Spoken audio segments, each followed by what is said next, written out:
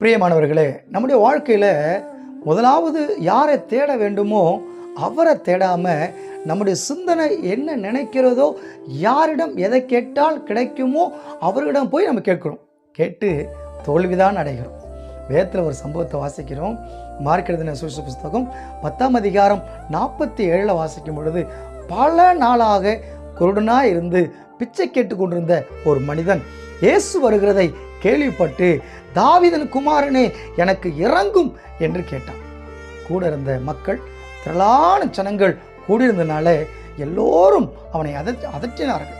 ஏன் இயேசுவனை தொந்தரவு பண்ற, கூப்பிடாத, சத்தமிடாத என்று அதற்றிட்டு போய்கொண்டே இருந்தார்கள். ஆனால் முன்பு கூப்பிட்டதை விட அவன் மீண்டும் அதிகமாக சத்தமாக, தாவீதின் குமாரனே எனக்கு இறங்க இறங்கும் என்று கூப்பிட தொடங்கினான். இயேசு இந்த சத்தத்தை கேட்டவராக இருந்து சீசர்களிடம் அவனை அழைத்து வாருங்கள் என்று சொன்னார். போய் அழைத்து வந்தார்கள். அவன் எழுந்து அவன் போட்டிருந்த உடையை கழட்டி விட்டு அவன் இயேசு இடத்தில் வந்து நின்றான். இயேசு கேட்டார், உனக்கு என்ன வேண்டும், என்னை கூப்பிட்டு கொண்டிருக்கிறாய் என்று சொல்லும் பொழுது அவன் சொன்னான், நான் பார்வை அடைய வேண்டும் என்று சொன்னான். நம்முடைய வாழ்க்கையில் மனிதரிடம் எவ்வளோ கேட்டாலும் அது கிடைப்பதல்ல, அது திருப்தி அல்ல, அதில் ஒரு ஆசீர்வாதம் இருக்காது. ஆனால் கர்த்தரை தேடும் பொழுது, கர்த்தரை நேசிக்கும் பொழுது அதில் மிகுந்த ஆசீர்வாதமாக இருக்கும். இந்த பிச்சைக்காரன் பல ஆண்டுகளாக பிச்சை எடுத்து கொண்டிருந்தான் மனிதரிடத்தில். ஆனால் மனிதரிடத்துல ஒரு சுகம் வேண்டும், ஒரு ஆசீர்வாதம் வேண்டும் என்று அவன் கேட்கவே இல்லை. ஏன் தெரியுங்களா? மனிதனிட்ட இந்த ஆசீர்வாதம் கிடையாது என்பதை அவன் நன்கு அறிந்திருந்தான்.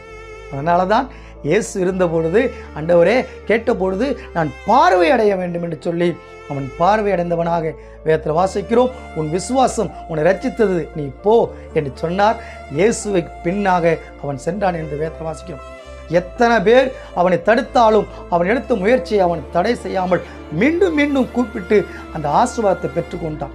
மற்றவர்கள் நம்மை தடுக்கிறார்கள், மற்றவர்கள் நம்ம உயர்வை தடுக்கிறார்கள், நம்ம ஊழியத்தை தடுக்கிறார்கள், நம்ம செய்கிற பணியை தடுக்கிறார்கள், நம்ம செய்கிறதான காரியங்களை தடுக்கிறார்கள், நம்முடைய தரிசனத்தை திட்டத்தை தடுக்கிறார்கள், நமக்கு விரோதமாக செயல்படுகிறார்கள் என்று சொல்லி ஒருபொழுதும் நாம் கவலைப்படவே கூடாது.